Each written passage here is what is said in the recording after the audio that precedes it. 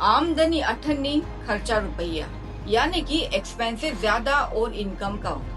दरअसल कुछ समय पहले भारतीय फैमिलीज के बीच एक सर्वे किया गया और वो सर्वे इस बात को लेकर के था कि आजकल इंडियन फैमिलीज में जो खर्चे का पैटर्न है और लोन का जो पैटर्न है वो क्या चल रहा है।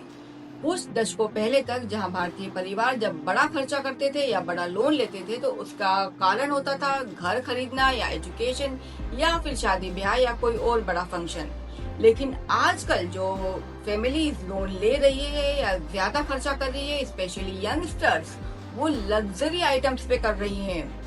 कई लोग लग्जरी आइटम्स खरीदने के लिए ईएमआई के जाल में फंसते जा रहे हैं, जैसे महंगा मोबाइल हो, महंगी कार हो, या कई सारे लोग अपने फॉरेन ट्रेवल्स भी ईएमआई के बेस के ऊपर ही प्लान कर रहे हैं या फॉरेन ट्रेवल भी लोन लेकर के ही कर रहे हैं। और कुछ सालों के बाद वो धीरे धीरे ईएमआई की जाल में जकड़ जाते हैं और 15-20 साल बाद शुरू होता है डिप्रेशन और फ्रस्ट्रेशन का सिलसिला। तो सोचिए जरा, जिस उम्र में उन्हें सेविंग्स करनी थी, जिस उम्र में उन्हें इन्वेस्टमेंट करना था, उस उम्र में वो ईएमआई के जाल में फंसते जा रहे हैं। हमारा ये कहना बिल्कुल भी नहीं है कि आप अपने शौक पूरे मत करिए, आप बिल्कुल अपने शौक पूरे करिए, पैसा आपका है, आपकी इच्छा है आपको कहाँ खर्च करना है, लेकिन थोड़ा सा इन्वेस्टमेंट के लिए, थोड़ा सा सेविंग्स के लिए भी जरूर निकालिए। अपने अच्छे वक्त में बुरे वक्त की प्लानिंग जरूर करिए।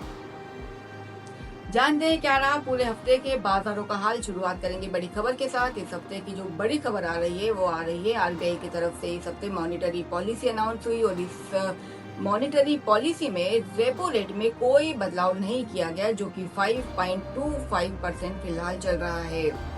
आरबीआई ने एक और बड़ा अनाउंसमेंट किया कि जो भी एफआईआईस भारत में इन्वेस्ट करते हैं, जो पिछले कई महीनों से लगातार भारतीय बाजारों से पैसे निकाल रहे हैं, उनके ऊपर जो गवर्नमेंट बॉन्ड्स जो लेते हैं, वो गवर्नमेंट सिक्योरिटीज लेते हैं, उनके लिए कैपिटल गेन टैक्स में छूट का प्रावधान किया गया है। इसका अध्यादेश जारी हो चुका है और 1 अप्रैल 2027 से एफआईआईस के ऊपर से कैपिटल गेन टैक्स में काफी ज्यादा कमी कर दी जाएगी। देखते हैं इसका कितना असर अब भारतीय बाजारों के ऊपर पड़ता है। चलते हैं बाजारों की ओर। इस हफ्ते बाजारों में काफी ज्यादा उतार चढ़ाव दिखाई दिया, जिसकी बड़ी वजह अमेरिका और ईरान युद्ध तो रहा ही, साथ में आरबीआई की मॉनेटरी पॉलिसी भी रही। हफ्ते की शुरुआत में जहां बाजारों में अच्छी खासी तेजी दिखाई दी, लेकिन हफ्ता खत्म होते होते ऊपरी लेवल से गिरावट पर आते हुए बाजार दिखाई दिए। इस हफ्ते जो सबसे ज्यादा कमजोर सेक्टर्स रहे वो आईटी सेक्टर, मेटल सेक्टर और ऑटोमोबाइल सेक्टर्स रहे। वहीं बाजारों को हल्का फुल्का जो थामने का काम किया वो फार्मा सेक्टर और टेक्सटाइल सेक्टर ने किया। इस हफ्ते जो अच्छी खबर आ रही है वो करेंसी बाजारों की तरफ से आ रही है। इस हफ्ते रुपए में अच्छी खासी रिकवरी दिखाई दी। 95.18 के आसपास रुपया ट्रेड होता हुआ नजर आया। इस रुपए में जो अच्छी खासी जो रिकवरी दिखाई दी है, उससे लगता है कि आरबीआई ने काफी कड़े कदम उठाए हैं रुपए की गिरावट को थामने के लिए।